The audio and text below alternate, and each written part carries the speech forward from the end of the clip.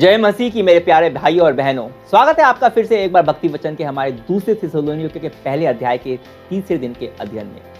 आज हम पहले अध्याय के पद 4 से 7 को देखेंगे।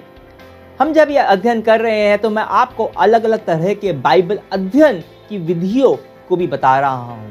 पहले दिन हमने चरित्र अध्ययन किया था और उसके जीवन में जो रिश्ते हैं उसके बारे में छोटा सा चरित्र अध्ययन हमने किया था।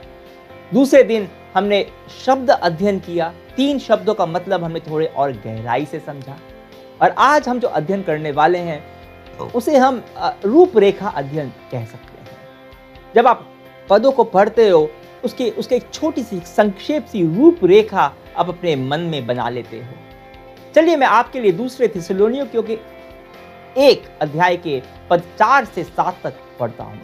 इसलिए हम स्वयं परमेश्वर कलीसिया में आप लोगों पर गौरव करते हैं, क्योंकि आप धैर्य और विश्वास के साथ हर प्रकार का अत्याचार और कष्ट सहन करते हैं। इसके द्वारा परमेश्वर का वह निर्णय न्यायोचित सिद्ध हो जाता है जो आपको परमेश्वर के राज्य के योग्य समझेगा, जिसके लिए आप सब दुख भोगते हैं। परमेश्वर की दृष्टि में यह सर्वथा न्याय संगत है कि वह उन लोगों को कष्ट दे जो आपको कष्ट दे रहे हैं, और आपको जो कष्ट सह रहे हैं हमको उस समय विश्राम दे जब प्रभु यीशु प्रकट होंगे और अपने शक्तिशाली दूतों के साथ प्रज्वलित अग्नि में आकाश से उतरेंगे। अब रूपरेखा अध्ययन करने के कई तरीके हो सकते हैं। मुझे उन प्रमुख वाक्यांशों की रूपरेखा बनाना पसंद है जो मुझे पदों में पढ़ते हुए दिखाई पड़ती है। वो प्रमुख क्रियाएं, वो जो वर्णन है उसके जो प्रमुख वाक्यांश हैं वो। इसका मतलब यह है कि जब मैं किसी भी पद को अलग अलग समय पे पढ़ता हूं तो उसी पदों में, उसी खंड में से मेरे को परमेश्वर से अलग अलग तरह से मैं रेखांकित करता हूं। अलग अलग वाक्यांश हैं जो मेरी नजर में आते हैं, और ये ठीक भी है क्योंकि अलग अलग समय पर परमेश्वर अपने वचन के माध्यम से अलग तरह से बात करते हैं, और इससे मुझे उस खंड को, उस पदों को और अधिक गहराई से समझने में मदद मिलती है और अधिक लाभ होता है। जैसे अभी जब मैं इसका अध्ययन कर रहा था तो 3 वाक्यांश मेरे सामने उभर कर आए। एक, परमेश्वर का निर्णय न्यायोचित है, सही है। दूसरा, तुम योग्य हो। और तीसरा पद 6 में, परमेश्वर न्याय संगत है। ये 3 चीजें मैंने विशेष रूप से उन पर मेरा ध्यान गया। सबसे पहले पद 5 में परमेश्वर का निर्णय न्यायोचित है। इस पद की शुरुआत यह कहते हुए होती है कि इससे परमेश्वर का वह निर्णय न्यायोचित सिद्ध हो जाता है। किससे ऐसा सिद्ध होता है? इसलिए आज के अध्ययन में मैंने पद 4 को भी सम्मिलित किया, जिसका अध्ययन हम कल कर चुके हैं। कल हमने बात की थी किस तरह से थिस्सलुनीकियों की मंडली विश्वास और प्रेम में बढ़ रही थी, किस तरह से उपद्रव और क्लेश के मध्य वे लोग धीरजवंत, दृढ़ सहनशीलता का प्रदर्शन कर रहे थे। और पौलुस कह रहा है कि जिस तरह का जीवन तुम जी रहे हो उससे यह सिद्ध होता है कि परमेश्वर का निर्णय तुम्हें चुनने का न्यायोचित था, सही है। यह परमेश्वर कार्य का प्रमाण है कि आप मसीही जीवन जी रहे हो, और आपके दृष्टिकोण को यह उलट देता है। एक विश्वासी के रूप में आप जो भी अच्छा काम करते हैं वह इस बात का प्रमाण नहीं है कि आप कितने अच्छे ईसाई हैं, मसीही हैं। यह इस बात का प्रमाण है कि परमेश्वर ने कितना अच्छा चुनाव किया है। यह बताता है कि परमेश्वर कितना सही है, कितना न्यायोचित है, और इस कारण से आप योग्य हो। पद 5 के बीच में पौलुस कहता है आपको परमेश्वर के राज्य के योग्य समझा जाएगा। अब पहला विचार जो आपके मन में आएगा कि मैं योग्य हूं, परंतु हम ये जानते हैं कि ना तो मैं योग्य हूं ना आप योग्य हैं परमेश्वर के राज्य के लिए। मैं खुद अपने आप को बचा नहीं सकता। यीशु ने मुझ अयोग्य पापी को बचाया है, उसने आपको बचाया है, और उसके लहू ने हमें इस लायक बनाया है कि आप परमेश्वर के न्याय के परिणाम स्वरूप परमेश्वर के राज्य के योग्य समझे जाएं। अपने अच्छे कार्यों के कारण नहीं, आप अच्छे हैं इसलिए नहीं, पर परमेश्वर के न्याय के परिणाम स्वरूप आप योग्य समझे जाएं। यहां पे ध्यान दे, पौलुस कहता नहीं है कि पौलुस यह कह रहा है कि आप समझे जाएंगे। यह नहीं कह रहा कि आप योग्य हैं, आप समझे जाएंगे। क्यों? जो यीशु मसीह ने किया है उसके कारण आप और मैं योग्य समझे जाएंगे। अब कुछ समय के लिए इस बात को आपके अंदर समाने दीजिए, घर करने दीजिए। कोई फर्क नहीं पड़ता कि कोई आपसे क्या कहता है, कितना ही आपको नीचा दिखाने की कोशिश करता है, चाहे आपको कितना भी अयोग्य महसूस कोई कराने की कोशिश करता है, आप परमेश्वर के राज्य के योग्य हो, क्योंकि आपको उसके राज्य के लिए योग्य समझा गया है, क्योंकि परमेश्वर न्यायोचित है और इसलिए आप योग्य हो। अब तीसरी रूपरेखा, परमेश्वर न्याय संगत है। अब यह शब्द, यह सांत्वना और सामर्थ्य के स्रोत हो सकते हैं या फिर भय और चिंता के। आपके लिए क्या है? यह इस बात पर निर्भर करता है कि आप परमेश्वर पर भरोसा कर रहे हो या नहीं। अगर आप परमेश्वर पर भरोसा करते हो तो यह सच्चाई कि परमेश्वर न्याय संगत है आपको सांत्वना और सामर्थ्य प्रदान करता है। परंतु यदि आप अपना जीवन परमेश्वर से अलग होकर जीना चाहते हो, अपनी कोशिशें जीना चाहते हो, तो इन शब्दों को आपको सुनना अच्छा नहीं लगेगा। कभी कभी हमें नहीं लगता कि परमेश्वर न्याय संगत है, हमें ऐसा नहीं लगता। मैं देखता हूं दुष्ट लोग, उन लोगों को फलते फूलते हुए और अच्छे धर्मी लोगों को उनका हक नहीं मिलता।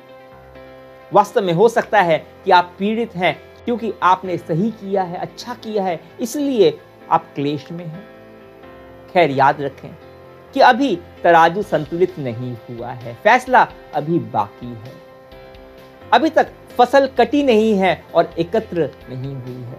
भुगतान का दिन अभी तक नहीं आया है, पर परमेश्वर कहते हैं कि यह दिन आने वाला है कभी भी। परमेश्वर न्याय संगत है और इसलिए कि वह उन लोगों को कष्ट देगा जो आपको कष्ट दे रहे हैं, और जो अभी कष्ट भोग रहे हैं उनको वह राहत पहुंचाएगा। अब इससे पहले कि हम इसके बारे में बात करें कि यह कब होने वाला है, मुझे इस बारे में 4 बातें आपसे कहनी है कि परमेश्वर उनको कष्ट देगा। क्योंकि जब हम सुनते हैं, सोचते हैं कि वाह, परमेश्वर उन लोगों को कष्ट देगा जो हमें कष्ट दे रहे हैं, तो हमें लगता है कि यह किसी प्रकार का बदला है। इसलिए मैं यहाँ बाइबल के बारे में आपसे 4 बातें बताना चाहता हूँ।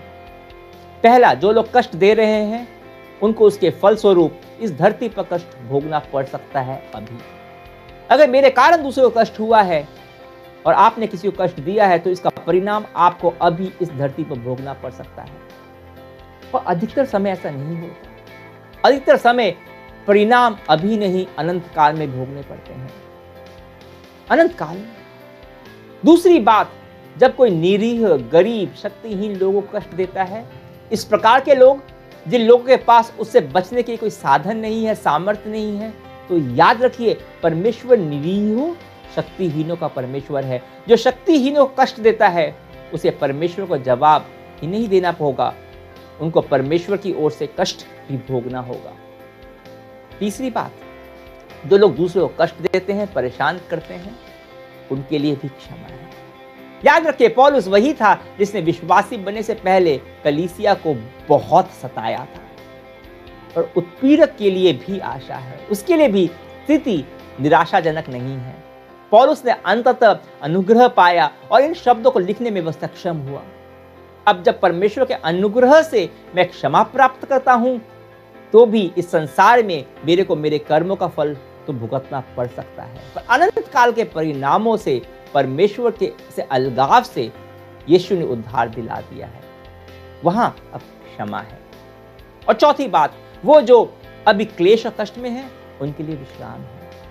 आज के समय यह विश्राम परमेश्वर के प्रेम में, सांत्वना में है कि परमेश्वर जो भी हमसे प्रेम करता है, उसके प्रेम से हम कभी भी अलग नहीं हो सकते। कई बार यह व्यावहारिक रूप में भी होता है यह विश्राम, पर सच्चाई यह है कि कष्टों से पूरा विश्राम तो केवल यीशु मसीह के दोबारा आगमन पर ही होगा।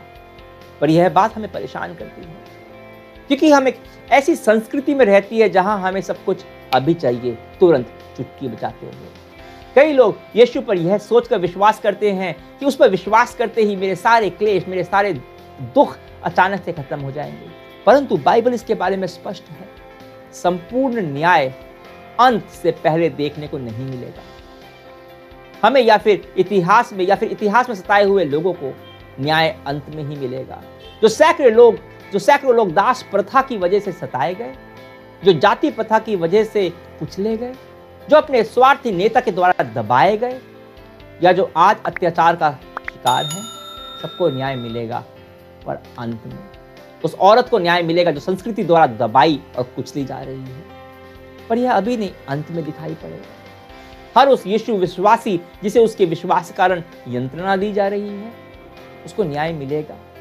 आपके जीवन में भी जो गलत हुआ है उसके लिए आपको न्याय मिलेगा। पर यह न्याय कब दिखेगा? जब प्रभु यीशु प्रकट होंगे, अपनी महिमा में आएंगे और जब अंत होगा। पद 7 बताता है कि यीशु सामर्थ के साथ प्रकट होने होंगे, अपने शक्तिशाली दूतों के साथ प्रज्वलित अग्नि में आकाश से उतरेंगे। और तब परमेश्वर उन लोगों को कष्ट देंगे जो आप कष्ट दे रहे हैं, जो कष्ट सह रहे हैं, और हमको उस समय विश्राम देंगे। मुझे इसकी सच्चाई पर भरोसा है, क्योंकि मैं परमेश्वर की सच्चाई पर, उसके वचन पर भरोसा करता हूं। क्या आप करते हैं? अगर करते हैं तो न्याय को आप परमेश्वर के ज्यादा काबिल हाथों में छोड़ सकते हैं, क्योंकि परमेश्वर का कार्य न्यायोचित है। परमेश्वर सही है और आप योग्य समझे गए हो। परंतु कई बार आपको यह लगेगा कि परमेश्वर सही नहीं है, या फिर आप योग्य नहीं हो। आपके जीवन की परिस्थिति आपको ऐसा ही महसूस कराएंगी। पर जब मैं ऐसा महसूस करता हूं, मेरे जीवन की परिस्थितियां कहती है कि मैं परमेश्वर के बारे में और मेरे बारे में बाइबल की यह बात झूठी है, उस समय मेरे पास विकल्प होता है। या तो मैं उस समय मेरे दिल में जो महसूस हो रहा है उस पर भरोसा करूं, या परमेश्वर की सच्चाई पर भरोसा करूं। हो सकता है कि जो मैं महसूस कर रहा हूं वो मेरे को सच लगे, वो सच लग रहा है पर है नहीं। अंत में परमेश्वर की सच्चाई, उसका न्याय ही विजयी होगा, क्योंकि वही सच्चा है, वही परमेश्वर है जिस पर मैं और आप भरोसा कर सकते हैं। आइए साथ मिलकर उस पर भरोसा करते हुए प्रार्थना करते हैं। पिता परमेश्वर, आप न्याय संगत हैं और इसलिए हम न्याय को आप ही के हाथों में छोड़ते हैं, क्योंकि हम आपके न्याय पर, आप पर भरोसा करते हैं। आप अपने सामर्थी हाथों से न्याय करेंगे। आपका वचन कहता है कि हम आपके राज्य के लिए योग्य समझे गए। पर कई बार ऐसा नहीं लगता। कई बार खुद न्याय करने की कोशिश करते हैं, जो कि तेरा काम है। मैं अपने आप को और परिस्थितियों को, आपके आसपास के लोगों को, उन चीजों को अपनी ताकत से और चेष्टा से सुधारने की कोशिश करता हूं, क्योंकि मुझ में धीरज नहीं है। मेरे को सहने की दृढ़ता और धीरज दे, विश्वास और प्रेम का अनुग्रह दे। मैं तेरे पर भरोसा करूं न्याय के लिए, अपने पर नहीं। मैं अभी निर्णय लेता हूं तेरे पर भरोसा करने का। यीशु तेरे नाम से प्रार्थना करता हूं, आमीन। कल हम दूसरे थिस्सलुनीकियों 1 के पद 8 से 10 का अध्ययन करने वाले हैं। तब तक अपने भाई विवेक को अनुमति दीजिए। परमेश्वर की महिमा हो।